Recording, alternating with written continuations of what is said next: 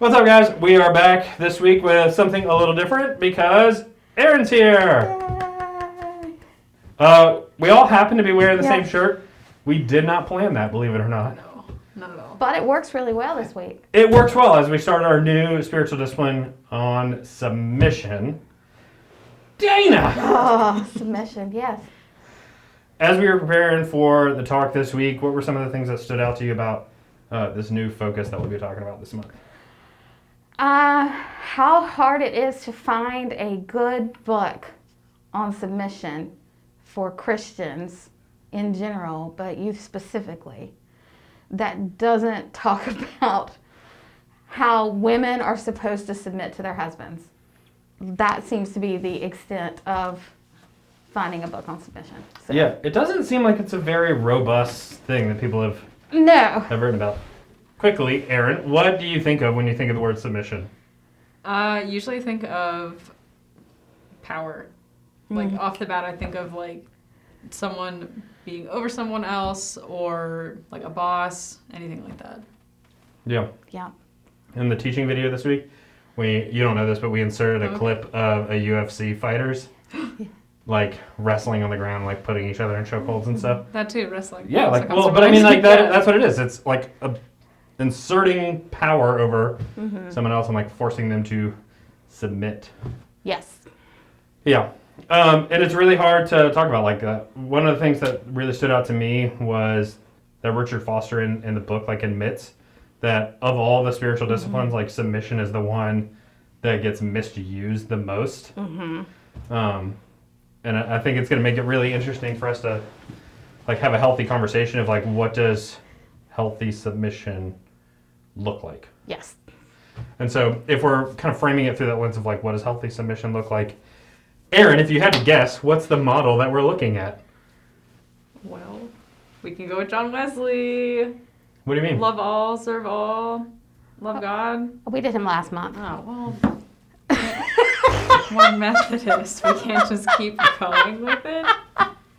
Well, like submitting to God. That's ultimately like what we're doing is everything we do, all of our actions that we're doing is for God and what His commands are and so on and so forth. Yeah. If you got a spiritual discipline box this month, the miracling is a piece of scripture from Philippians chapter 2, which is a really famous piece of scripture that talks about Christ's humility, and Christ lowers himself and becomes submissive to death, even death on a cross. And we have to find a way to like really have that be the lens that we view and approach submission with, is that we are submitting out of a place of power and not out of a place of weakness for someone else to dominate on top of us. So. Yeah. So it's a tricky one. It's a tricky one. And yeah, so always using Jesus as our model is the key. And that, you know, Jesus, as we talked about it in the first teaching video, that, you know, Jesus had the power to stop all of the things that were happening. And he could have done that at any time. But he didn't, because it was the will of God.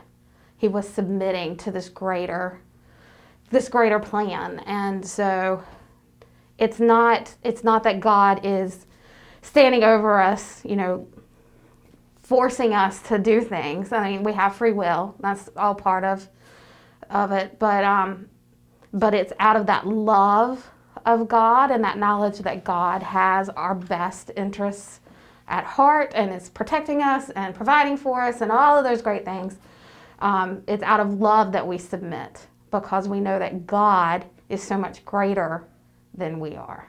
And that makes it hopefully easier for people to understand, and takes away some of that fear that people, I think, have when we start talking about submission. Yeah. As you guys think back of your own experiences, is there this week we talk about submitting to God, submitting to the triune God as part of the 7 acts of submission that Richard Foster writes about. Is there a particular like time in your life, or is there an example of where you've had to learn that lesson, or that has proven true for you? When you're in the divinity school and when you go to seminary, if you decide to do that, you are asked thousands of times, like, what is your call? Like, what's your call story? And I love to use my call story because I ignored it all the time. I wanted to be an educator.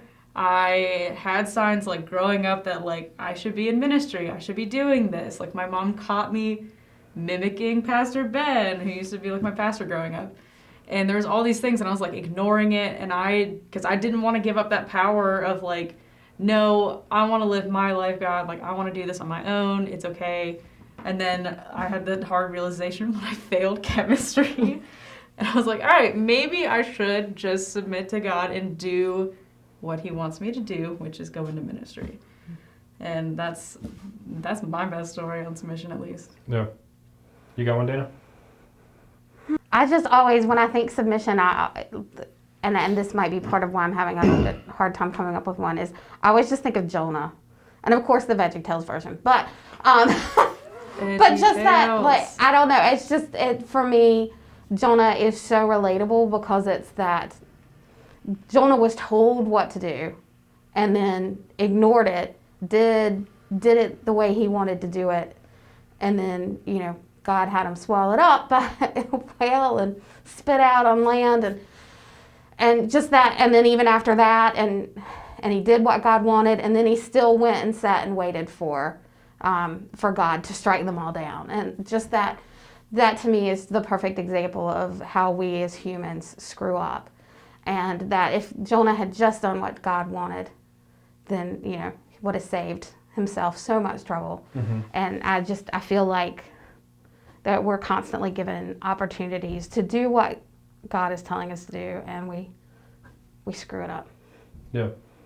The way that I've had to learn submission is like submitting to God's timing. Mm-hmm.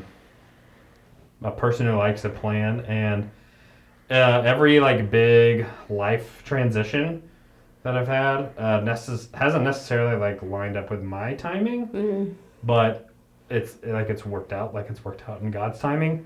And so just that constant reminder that like God provides, God sustains. And even though that example has like come true for me time and time again, like every time it continues to be like a thing that I have to struggle with and like figure out. So I'm curious to see how this month of submission goes, just because I'm one of those people that like very much wants like things to go my way. So this is gonna be your challenge month, huh? Yeah, it's gonna be a real sticky one. But I want to change my answer now. Do you have a different answer now? I do. What is yours? I do. Well,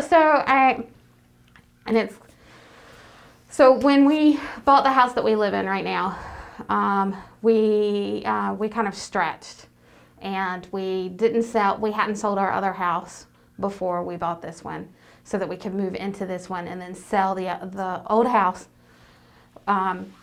after we were already out of it, rather than trying to do the showings with 2 dogs and a young, just about middle school age son.